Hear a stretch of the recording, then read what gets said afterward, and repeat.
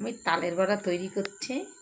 এর মধ্যে আমি দিয়েছি প্রায় 300 গ্রাম সুজি, প্রায় 600 গ্রাম চিনি, আর একটা তাল, আর 750 গ্রাম আটা দিয়েছি। ময়দাটা দিলে একটু শক্ত হয়, আর আটাটা দিলে একটু নরম হয়।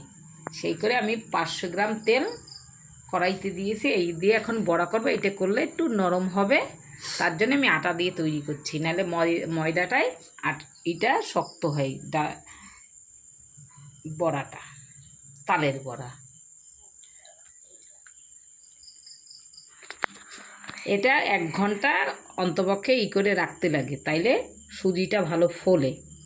আর ফ্রিজে করে এরকম তৈরি করে ফ্রিজে রেখে দেবেন, তারপর দিন করে খাবেন, পুরো মোটা মোটা করে ফুলবে। অল্প একটু দিতে হবে, নাহলে অনেক বড় বড় হয়ে যাবে।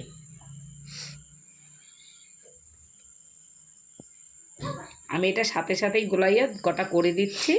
আমি কালকে করব, এইটা কালকে করলে বেশি ভালো লাগবে।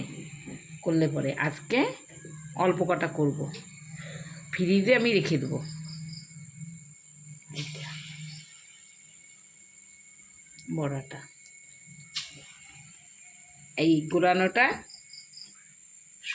আমি ফ্রিজের মধ্যে রাখবো। ফ্রিজের মধ্যে রাখলে তারপর দিন যদি তৈরি করা হয়, এটা খুব ফুলে মোটা মোটা হবে।